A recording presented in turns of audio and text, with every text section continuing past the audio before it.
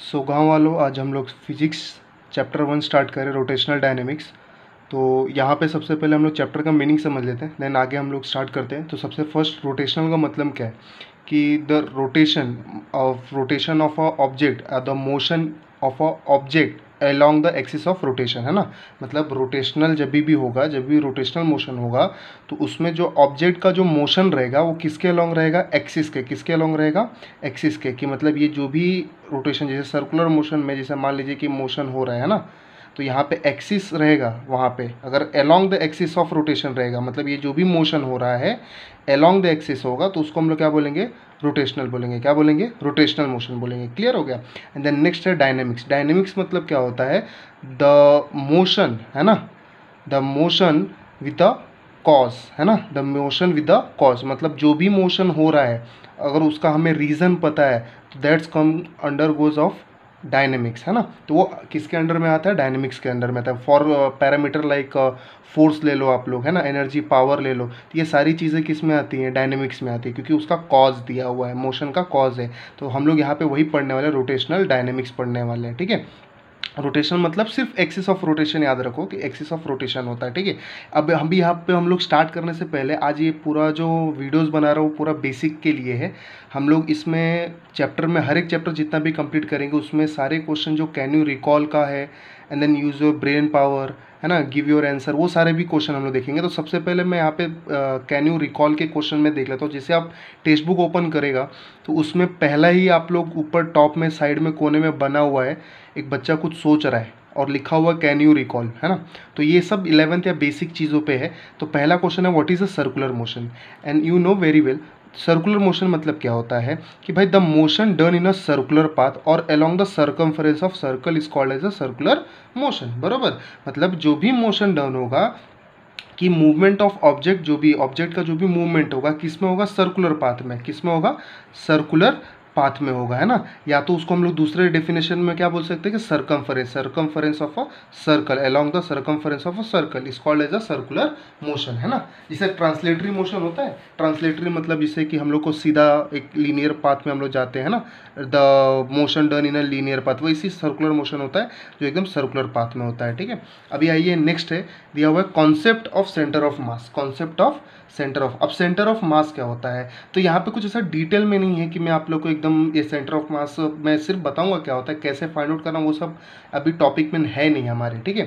तो अगर आप लोग को चाहिए रहेगा देन कमेंट बॉक्स में बता देना, तो मैं उस पर ऊपर अलग से वीडियो बना दूंगा। तो यहाँ पे कंसेप्ट ऑफ सेंटर ऑफ मास का मतलब क्या होता है, the centre of mass of an object is a point eight which the object can be balanced, है ना। मतलब कहने का मतलब क्या है कि भाई नाम से ही पता चल रहा है सेंटर ऑफ मास, मतलब कोई भी ऑब्जेक्ट, वर्ल्ड में कितने, कोई भी ऑब्जेक्ट ले लो आप, उसका हर एक बॉडी में कोई ना एक पॉइंट होता है जहाँ पे पूरा होल बॉडी उसी पॉइंट पे कॉन्सेंट्रेट रहता है। That's point called as the centre of mass. उसको मतलब उसी वहाँ पे जितना भी ऑब्जेक्ट का, सारा ऑब्जेक्ट का जो भी है ना, मास एक ही पॉइंट पे आके रहेगा, है ना। समझ में आ रहा है कि नहीं। इससे कि मान लीजिए ये ट्रायंगल है, ट्रायंगल के 3 वर्टाइसेस है, तो ये यहाँ पे जो है ये हमारा क्या हो जाएगा, इस पॉइंट पे हमारा सेंटर ऑफ मास रहेगा। क्या रहेगा, हमारा सेंटर ऑफ मास। तो कहने का मतलब यही है कि is a point eight which the object can be balance, मतलब इसी पॉइंट पे ये जो ऑब्जेक्ट है ना बैलेंस हो पाएगा।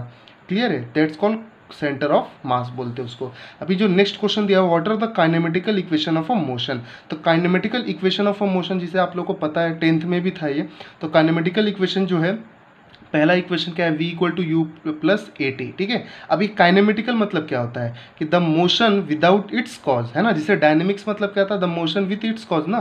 काइनेमेटिकल मतलब, काइनेमेटिक्स में क्या होता है कि मोशन रहेगा लेकिन उसका कॉज बताया नहीं रहेगा। फॉर एग्जाम्पल पैरामीटर आप ले सकते हैं, डिस्टेंस ले सकते हैं, डिस्प्लेसमेंट ले सकते हैं, तो ये सारी चीज़ें जो है काइनेमेटिक्स में आती हैं। तो अभी फर्स्ट वन में देखूंगा तो क्या है, v equal to u plus a t, s equal to u t plus half a t square, v square equal to u square plus 2s, and s equal to v plus u upon 2 into t. तो ये सारी चीज़ें kinematical equation में आती है। अभी इसमें देख सकते हैं पैरामीटर क्या क्या है, V final velocity unit metre पर second, U initial velocity metre पर सेकेंड, है ना। बस नोटेशन अलग है वी और यू का, बट क्वांटिटी तो सेम है। एंड ए क्या है, एक्सेलरेशन मीटर पर सेकेंड स्क्वायर, टी क्या है हमारा टाइम इन सेकेंड, एस क्या है हमारा डिस्प्लेसमेंट, है ना। ये सारे चीज़ें इसमें क्वांटिटी जो है यूज़ हुई है और ये हमारा काइनेमेटिकल इक्वेशन है। ठीक है, आइए हम लोग फोर्थ क्वेश्चन देखते हैं। तो फोर्थ क्वेश्चन हमें क्या दिया हुआ है, अगर आप लोग रीड करेंगे तो दिया हुआ है हमें कि do you know real and pseudo force and their origin and application, है ना। तो सबसे पहले कि हाँ भाई हमें पता है रियल एंड सूडो फोर्स होता क्या है। तो सबसे पहले रियल फोर्स, जैसे आप लोगों को पता है कि जो चीज़ हमें दिखता है, जिसका कॉज हमें पता रहता है कि भाई ये कहाँ से फोर्स आ रहा है। सूडो फोर्स जो हमें पता ही नहीं है ना, इसको फॉल्स फोर्स भी बोलते हैं, झूठा फोर्स बोल सकते हैं कि भाई हमें धोखे में रखता है, हमें पता ही नहीं चलता है कि हम एक्सिलरेटर में हैं तो कौन हमें एक्सिलरेटर में ला रहा है। तो ये सारी चीज़ें मैं आप लोगों को डिटेल में बताता हूँ। इसको मैंने थोड़ा सा डिफरेंस बिटवीन करके बताया ताकि अच्छे से क्लियर होगा आप लोगों को। फर्स्ट वन दिया real force arises due to interaction between two object. सही बात है भाई कि जो रियल फोर्स जो है अराइज कैसे होता है, कहाँ से आता है, ओरिजिन कहाँ से उसका, इंटरेक्शन बिटवीन टू ऑब्जेक्ट, है ना। मतलब दो ऑब्जेक्ट जैसे टकराएंगे तो उसका रियल फोर्स जो है आता है, रियल फोर्स वहाँ से आता है। एंड सूडो फोर्स क्या होता है, pseudo force does not arises due to interaction between two object. सीधी सी बात है क्योंकि फॉल्स फोर्स है ना, तो ये किसी इंटरेक्शन होके अराइज नहीं होता है, रेदर इट, है ना। रेदर मतलब इसके अलावा, मतलब ये इसके वजह से ना होकर it arises due to the change in frame of reference, मतलब ये फ्रेम ऑफ रेफरेंस जो है चेंज कर लेता है। तो फर्स्ट ऑफ ऑल यहाँ पे हमें मतलब एक शॉर्ट में बताता हूँ, बेसिकली ये लंबा टॉपिक है। तो फ्रेम ऑफ रेफरेंस क्या होता है, फ्रेम ऑफ रेफरेंस मतलब एक बोल सकता है कि एक स्टैंडर्ड चीज़ की भाई इसी चीज़ से हम लोग ऑब्जर्व करेंगे। फॉर एग्जाम्पल आप लोग प्लेटफॉर्म पे अगर खड़ा रहता है तो ट्रेन पास होता है बराबर, तो जो प्लेटफॉर्म पे आप लोग खड़ा है तो आप लोग को क्या लगता है कि जो ट्रेन गया है उसके अंदर पैसेंजर है, वो मोशन में है, वो तेज़ी से भाग रहा है, और अंदर जो पैसेंजर बैठा हुआ है उसके हिसाब से लग रहा है कि भाई कि आप जो है बैकवर्ड डायरेक्शन में और बाकी सारी चीज़ें बैकवर्ड डायरेक्शन में भाग रही हैं। तो ये कन्फ्यूज़न अराइज होता है। दैट्स वाई कि एक हम लोग डिसाइड करते हैं कि भाई कि कन्फ्यूज़न ना अराइज होकर एक फ्रेम ऑफ रेफरेंस हम लोग बना लेते हैं कि जिसकी वजह से सारा चीज़ क्लियर हो जाएगा। तो फ्रेम ऑफ रेफरेंस जैसे मान लीजिए प्लेटफॉर्म हो गया, तो प्लेटफॉर्म हमारा उस टाइम पे क्या हो जाएगा, प्लेटफॉर्म की तरफ से हम लोग देखेंगे तो भाई हमारा जो ऑब्जर्वर जो रहेगा, हमारा मतलब ट्रेन में जो बैठा हुआ आदमी रहेगा और ट्रेन रहेगा, वो कैसा है, एक ही मोशन में है। जो ट्रेन का मोशन है वो इसका भी मोशन है, तो उसी हिसाब से एक फ्रेम ऑफ रेफरेंस बनता है कि उसी फ्रेम से हम लोग देखते हैं, उसी रेफरेंस से लेकर हम लोग देखते हैं। तो ये जो है सूडो फोर्स जब फ्रेम ऑफ रेफरेंस चेंज होता है। अब फ्रेम ऑफ रेफरेंस हम लोग नॉर्मली दो टाइप में बोलते हैं, एक inertia frame and non inertia frame, वो आगे हम लोग देखते हैं। सबसे पहले यहाँ पे सेकेंड पॉइंट है, it's obey Newton's law of motion.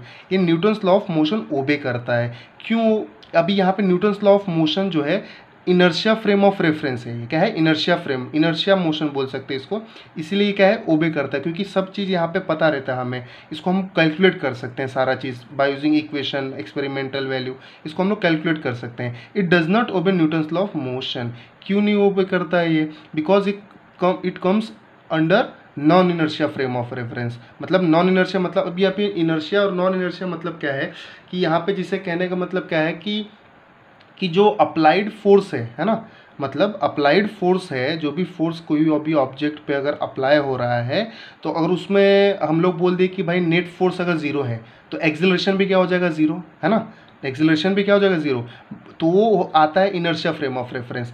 But अगर सूडो फोर्स में मैंने बोल दिया कि भाई नेट फोर्स अगर अब्सेंस है या नहीं है तो लेकिन मोशन जो है एक्सिलेट में रहेगा, मतलब जो ऑब्जेक्ट जो है ना वो एक्सिलेटेड रहेगा, तो इसलिए it comes under non inertia frame of reference. तो ये चीज़ आप लोगों को एक ईजी वे में समझ में आया रहेगा। Then real forces are exist, है ना, ये रहता है भाई, ये प्रेजेंट है, ये हमें दिखता है, इसका कॉज वगैरह कैलकुलेट करके हम निकालते हैं। और ये चीज़ ये it does not exist but it can measure in some cases. यहाँ पे इंपॉर्टेंट देने वाली बात क्या है, ध्यान देने वाली, कि एग्जिस्ट तो नहीं करता है लेकिन बहुत सारे केसेस में इसको हम मेज़र ज़रूर कर सकते हैं by using the measurement instrument, है ना। जो भी इंस्ट्रूमेंट के केसेस में मतलब कि उसका यूज़ करके हम इसको मेज़र कर सकते हैं। इसको हम बेसिकली ये बहुत सारे केसेस में नहीं बोल सकते कि भाई ये फील हो रहा है, इमेजनरी है, ऐसा कुछ नहीं बोल सकते। बहुत सारे केसेस में हम इंस्ट्रूमेंट का यूज़ करके कर सकते हैं, इसको मेज़र कर सकते हैं हम लोग। Real forces use where the body is moving with when view from a inertia frame of reference, है ना। ये कहाँ पे यूज़ होता है, एप्लीकेशन इसका कहाँ पे है कि जहाँ पे जो बॉडी है मूव हो रहा है, और वो कहाँ से देख रहे हैं हम लोग, इनर्शिया फ्रेम ऑफ रेफरेंस, मतलब जहाँ पे कॉजेस हैं, जहाँ पे फोर्सेस का एग्जिस्टेंस है, वो सारी चीज़ यहाँ पे हम लोग देख सकते हैं। Pseudo force use where the body is at rest, मतलब बॉडी कहाँ पे है, रेस्ट पे है ना। लेकिन कहाँ से वो व्यू कर रहा है, view from a non inertia frame of reference. That come under in a pseudo force. तो एक ये ऐसा कुछ यहाँ पे डिटेल में आपको 12th में ऐसा कुछ नहीं है, बट ये थोड़ा सा कैन यू रिकॉल में था तो थोड़ा सा ध्यान में रहना चाहिए। Inertia, non inertia, frame of reference, थोड़ा सा हल्का सा नॉलेज रहना चाहिए, इसलिए बताया मैंने। देन अभी हमारा मेन टॉपिक आता है जिसमें लिखा है कि इंट्रोडक्शन 1.1 इंट्रोडक्शन। बेसिकली इंट्रोडक्शन मतलब क्या, वही सर्कुलर मोशन जो डेफिनेशन बताया, circular motion the motion done in a circular path, उसको हम लोग बोलते हैं सर्कुलर मोशन। और रोटेशनल का क्या है, और सर्कुलर मोशन में क्या होता है कि जो भी वेलोसिटी रहता है वो टेंजेंशियली एक्ट होता है ना, और उसका डायरेक्शन जो है हमारा कंटिन्यूसली चेंज होता रहता है। ये सारा चीज़ हम लोग डिटेल में पढ़ेंगे। और रोटेशनल मोशन में क्या है कि the motion comes along the axis of rotation, उसमें हम लोग बोलते हैं रोटेशनल मोशन। अभी नेक्स्ट है उसका कि characteristics of a circular motion. अब सर्कुलर मोशन का कैरेक्टरिस्टिक्स क्या है, पहला दिया हुआ it is an accelerated motion. Accelerated motion मतलब क्या है कि ये कंटिन्यूसली मतलब जो है ये मूवमेंट में रहता है, एक्सिलरेट रहता है। अब एक्सिलरेटेड मतलब होता है क्या, चलिए हम लोग देख लेते हैं इक्वेशन के हिसाब से।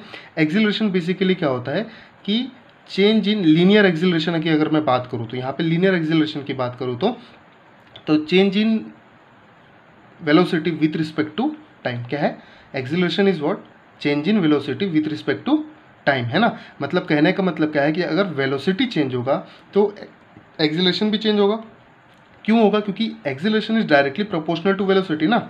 अगर वेलोसिटी अगर चेंज हो रहा है तो एक्सिलरेशन भी चेंज होगा। तो ड्यूरिंग अ सर्कुलर मोशन हमेशा जो रहता है हमारा क्या रहता है कि ऑब्जेक्ट जो है कंटिन्यूसली क्या रहता है कि वो वेलोसिटी उसका चेंज होते रहता है। हाँ, वो केस अलग होगा कि भाई यूनिफॉर्म सर्कुलर मोशन जिसमें वेलोसिटी कांस्टेंट है, यहाँ पे वैसा केस नहीं है। It is an accelerated motion है, तो भाई वहाँ पे अगर वेलोसिटी चेंज हो रहा है तो एक्सिलरेशन भी क्या होगा, चेंज होगा। मतलब इंक्रीमेंट होगा या डिक्रीमेंट होगा तो ये भी डिक्रीमेंट होगा because of directly proportionality. Clear है। अभी ये चीज़ एक्सिलरेटेड मोशन का एक एग्जांपल है। अभी जो नेक्स्ट दिया हुआ है हमें क्या दिया हुआ है कि it is periodic in motion. क्या दिया हुआ है, it is periodic in motion. अब ये पीरियोडिक इन मोशन मतलब क्या है, तो सबसे पहले पीरियोडिक का मतलब, मोशन तो मतलब पता है कि भाई जो भी ऑब्जेक्ट जो है अपने मूवमेंट में है ना, कोई ना कोई मूवमेंट कर रहा है तो ऑब्जेक्ट किस में है, मोशन में है वो। तो सबसे पहले पीरियोडिक का मतलब क्या होता है, पीरियोडिक मतलब जैसे कि आप लोग स्कूल कॉलेजेस में कैसा रहता है कि हर एक पर्टिकुलर टाइम इंटरवल के बाद दूसरा मतलब पीरियड आता है, 45 मिनट्स का 1.5 आवर का लेक्चर रहता है। तो पर्टिकुलर क्या रहता है कि वो एक पीरियड रहता है ना, कि हम लोग बोलते हैं ना फर्स्ट पीरियड सेकेंड पीरियड। मतलब कहने का मतलब क्या है कि एक पर्टिकुलर टाइम के बाद वापस चीज़ वही रिपीट होता है। मतलब 1 घंटा आया तो वापस लेक्चर हुआ, दूसरा घंटा आया वापस लेक्चर हुआ। तो यही चीज़ यहाँ पे भी होता है। अब ड्यूरिंग अ सर्कुलर मोशन, ये अभी सर्कुलर मोशन हो रहा है तो वापस से अभी हम लोग एक डायग्राम से देखेंगे तो यहाँ पे कैसा एक्सप्लेनेशन होगा कि अगर मान लीजिए कि ये चीज़ें है ना, ये इन्होंने कुछ टाई लिया हुआ है, मतलब एक स्टोन है, स्ट्रिंग में बांधा, धागे में लिया और बांधा और ये खेल रही है। सबने बचपन में ऐसा खेला रहेगा। तो यहाँ पे जो है अगर ये क्या हो रहा है, सर्कुलर मोशन में है ना, जो भी ये पत्थर है जो धागे से बंधा हुआ है वो सर्कुलर मोशन में है। अब ये पर्टिकुलर वो क्या है कि यहाँ से वो घुमाना स्टार्ट कर रही है, घुमाने से आने के बाद से वापस से क्या होगा, यहाँ पे आएगा, वापस से क्या होगा, यहाँ पे आएगा। तो ये चीज़ क्या हो रहा है, रिपीट हो रहा है ना, है कि नहीं। तो repeat of a path in a trajectory, trajectory मतलब उन्होंने अपना एक एरिया बना लिया, पर्टिकुलर एक एरिया बना लिया।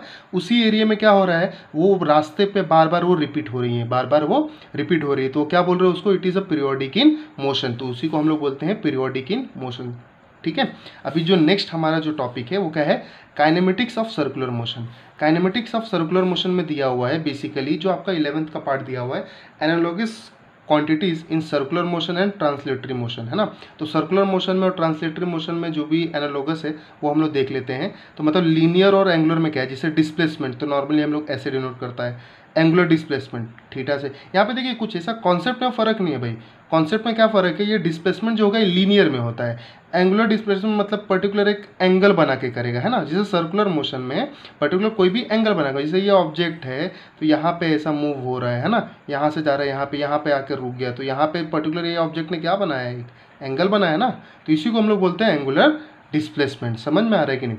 तो वेलोसिटी क्या होता है, वेलोसिटी क्या होता है, the rate of change of displacement, है ना, the rate of change of displacement, है ना, with respect to time. Angular velocity क्या होता है हमारा यहाँ पे, है ना। वही चीज़ जैसे इसमें बोला ना the rate of change of displacement, वैसे यहाँ पे the rate of change of angular displacement. Clear है।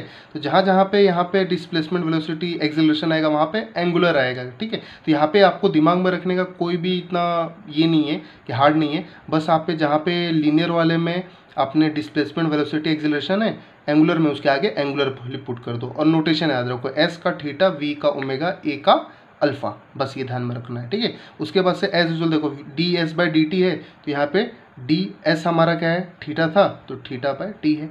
एक्सीलरेशन क्या होता है, the rate of change of velocity with respect to time. वैसे एंगुलर एक्सीलरेशन क्या होता है, the rate of change of angular velocity with respect to time. तो ये हमारा एनालॉगस क्वांटिटीज है in circular motion and translatory motion. ठीक है। अभी यहाँ पे थोड़ा सा नेक्स्ट जो है, अभी एक चीज़ मैं आप लोगों को बता दूं, जो हमारा सर्कुलर मोशन है वो बेस्ड ऑन किसके ऊपर होता है। सर्कुलर मोशन आता कहाँ से, बिकॉज ऑफ सेंट्रीपिटल फोर्स, है ना, बिकॉज ऑफ सेंट्रीपिटल फोर्स। अगर सेंट्रीपिटल फोर्स है तो सर्कुलर मोशन है। सेंट्रीपिटल फोर्स क्या होता है कि भाई कोई भी ऑब्जेक्ट जो है कि टुवर्ड्स द सेंटर की तरफ आने की कोशिश करता है, तो उसको हम लोग बोलते हैं सेंट्रीपिटल फोर्स।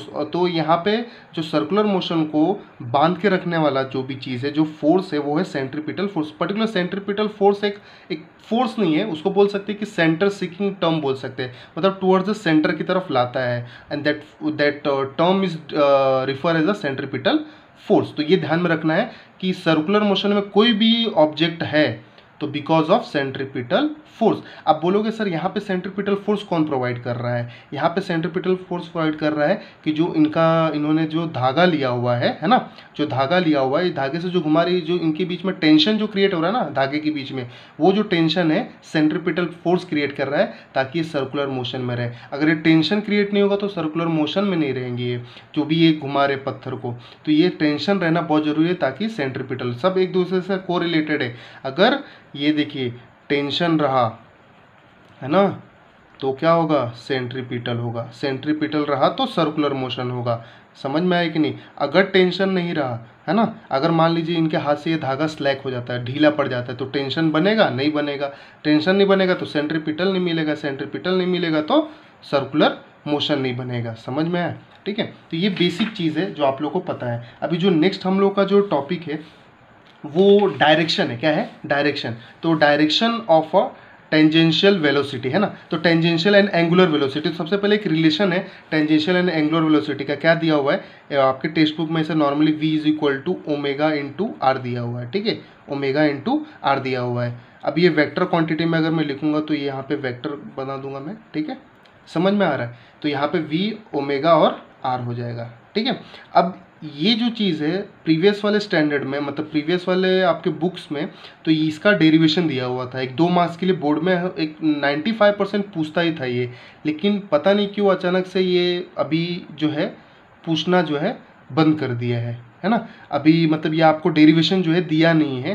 तो अगर इसके ऊपर वीडियो चाहिए रहेगा कि ये डेरिवेशन कैसा है, तो आप लोग कमेंट बॉक्स में बताइए मुझे, तो इसका अलग से मैं वीडियो बना दूंगा कि इसका डेरिवेशन क्या है। ठीक है। फिलहाल इसमें जो टॉपिक आपके 12th में अभी फिलहाल टेक्स्ट बुक में दिया हुआ वही हम लोग देख रहे हैं। तो क्या दिया हुआ है हमें कि यहाँ पे हमें डायरेक्शन ऑफ एंगुलर वेलोसिटी बताना है। तो direction of angular velocity basically based on the right hand thumb rule, है ना। तो राइट हैंड थंब रूल मतलब आप राइट हैंड थंब रूल लो, है ना, अपने फिंगर को कर्ल करो एंड जो आपका थंब है उसको स्ट्रेच करो। स्ट्रेच करोगे तो कैसा आपको दिखेगा कि अगर जिस डायरेक्शन में आपका जो भी मूवमेंट है, जो भी ऑब्जेक्ट जिस डायरेक्शन में मूव हो रहा है, मान लीजिए ये कैसा मूव हो रहा है, ये एंटी क्लॉकवाइज में, है ना। तो एंटी क्लॉकवाइज में अपना हाथ कर्ल फिंगर रखो और ये आपका स्ट्रेच जो है थंब जो है स्ट्रेच करेगा तो कैसा आएगा, वो आउटवर्ड डायरेक्शन में आएगा ना, अपवर्ड डायरेक्शन में।